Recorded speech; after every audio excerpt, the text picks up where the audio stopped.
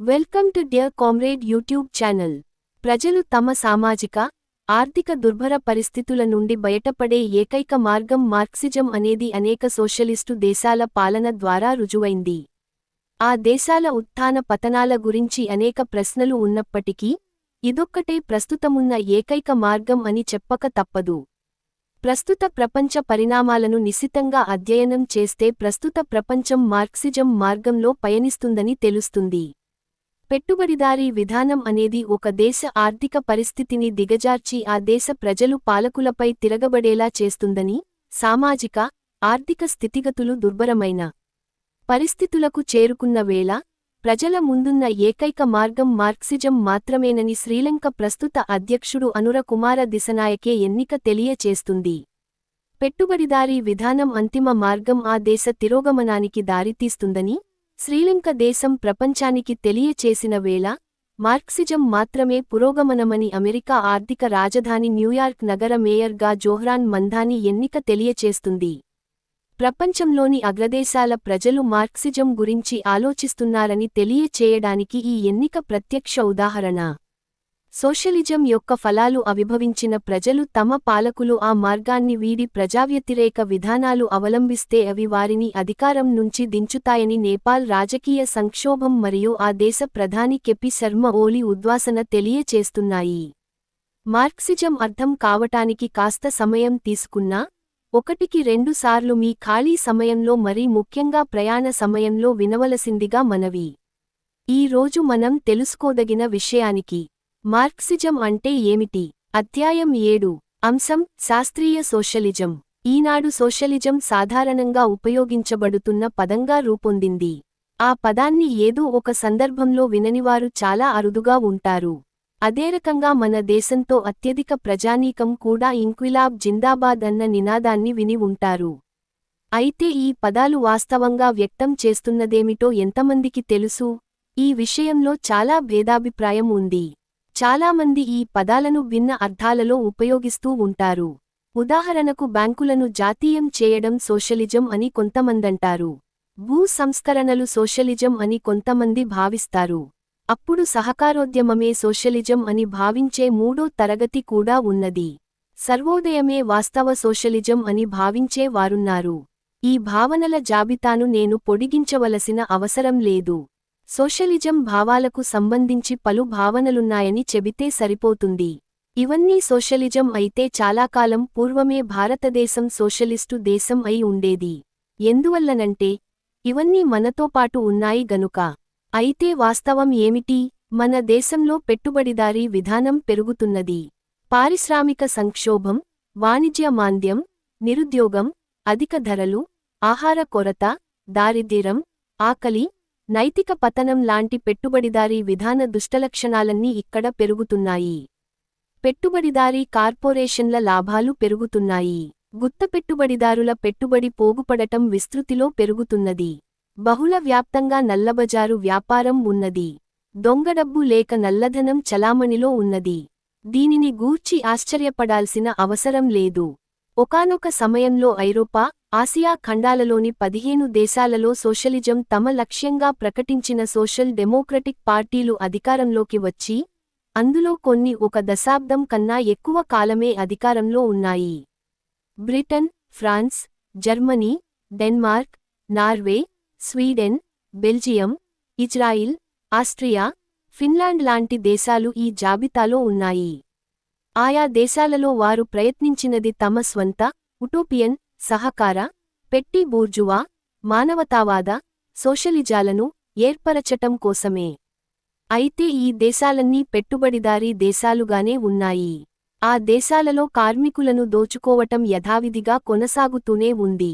మరో ప్రక్కన మార్క్సిజం లెనినిజాన్ని తమ సిద్ధాంతంగా అంగీకరించిన 14 సోషలిస్టు దేశాలలో పరిస్థితులు పూర్తిగా భిన్నంగా ఉన్నాయి. సోవియట్ యూనియన్ నుండి క్యూబా వరకు ఈ దేశాలలో పెట్టుబడిదారీ వర్గం లేదు. స్టాక్ ఎక్స్చేంజ్లు లేవు. మార్కెట్ల కోసం పోటీ లేదు. నిరుద్యోగం లేదు.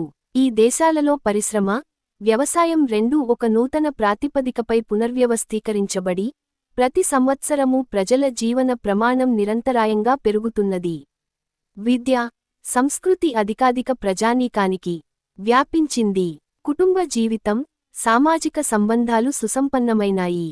తీవ్ర కమ్యూనిస్టు వ్యతిరేకులు కూడా సోషలిస్టు దేశాల ఆర్థిక, సాంస్కృతిక పురోభివృద్ధిని కొనియాడక తప్పడం లేదు. మార్క్సిజం లెనినిజం యొక్క ఈ విజయం ఏదో యాదృచ్ఛికమైనది గాదు. కారల్ మార్క్స్ కంటే కూడా ముందు ఐరోపాలోని కార్మిక వర్గంలో వివిధ రకాల సోషలిస్టు భావాలు వ్యాప్తిలో ఉన్నాయి. Feudal socialism, bourgeois socialism, German socialism, పెట్టి బూర్జువా సోషలిజాలుగా ఆ వక్రీకరణలను మార్క్స్ తన కమ్యూనిస్టు ప్రణాళిక లో ప్రస్తావించాడు. అయితే త్వరలోనే అవి పతనం చెంది మార్క్స్ యొక్క శాస్త్రీయ సోషలిస్టు సిద్ధాంతం రంగంలో తన ఆధిక్యతను నిరూపించుకున్నది. ఇది ఒక తీవ్ర పోరాటం ద్వారా సాధించబడింది. బ్లాంక్విజం, ప్రాథోనిజం, లాసెల్లియిజం, బకునినిజం తదితరాలకు వ్యతిరేకంగా పోరాటం ద్వారా మార్క్సిజం విజయం సాధించింది. సామాజిక విప్లవం అనివార్యమని మార్క్సిజం మనకు బోధిస్తుంది. ఈ విప్లవాన్ని కృత్రిమంగా సృష్టించగలమా? లేదు. సమాజంలోని వైరుధ్యాలను అధ్యయనం చేయటం ద్వారా, దానితో అభివృద్ధి చెందుతున్న శక్తులను ఐక్యం చేయటం ద్వారా మాత్రమే సామాజిక విప్లవాన్ని నిర్వహించగలం. పెట్టుబడిదారీ వ్యవస్థ శాశ్వతమైనది కాదు. పుట్టుక, అభివృద్ధి చెందటం వలనే దాని నశింపు కూడా అనివార్యమే. సమాజంలో ఒక మౌలికమైన వైరుధ్యం ఉన్నది. అది ప్రతిరోజూ అభివృద్ధి చెందుతున్నది. ఉత్పత్తి సామాజిక స్వభావానికి, ఉత్పత్తి సాధనాలపై ప్రైవేటు పెట్టుబడిదారీ యాజమాన్యానికి, ప్రైవేటు వినిమయ విధానానికి మధ్య వైరుధ్యం అది.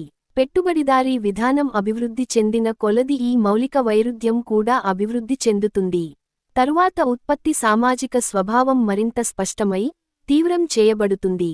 పెట్టుబడిదారీ విధానంతోబాటే వైరుధ్యాలు ఉనికిలోకి వచ్చాయి. ఎందువల్లనంటే, ఈ వ్యవస్థ కార్మికులను అధిక సంఖ్యలో నియమించిన ఫ్యాక్టరీలలో ఉత్పత్తి నిర్వహించబడుతూ ఉండగా ఉద్భవించినది గనుక. ఆ విధంగా తన ఉత్పత్తి యొక్క సామాజిక స్వభావాన్ని అభివృద్ధి చేయటం పెట్టుబడిదారీ విధాన సహజ ధోరణి.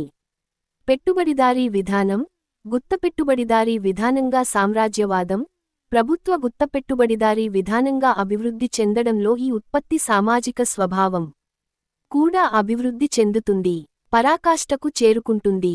ఉత్పత్తిలో అదనపు విలువను గుంజుకోవడం తప్ప పెట్టుబడిదారులు నిర్వహించవలసిన మేధోసంపత్తి, భౌతిక పాత్ర ఏదీ లేదు.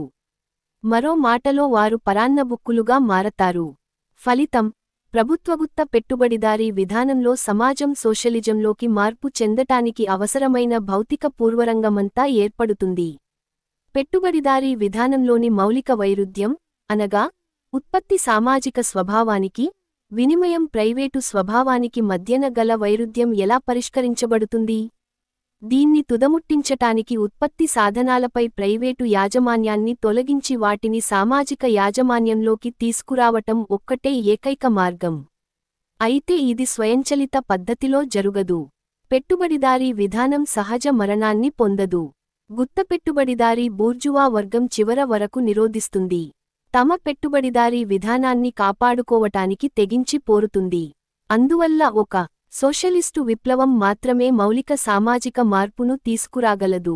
నూతన ఉత్పాదక శక్తులకు ప్రాతినిధ్యం వహించే కార్మికవర్గం తన నాయకత్వం క్రింద శ్రమపడుతున్న జనబాహుళ్యాన్ని అంతనూ సమీకరించి బూర్జువా రాజ్యాధికారం ద్వారా అమలు జరుపబడుతున్న బూర్జువా నియంతృత్వాన్ని తొలగించి, దాని స్థానంలో సోషలిస్టు రాజ్యాన్ని, అనగా శ్రామికవర్గ నియంతృత్వాన్ని స్థాపించాలి.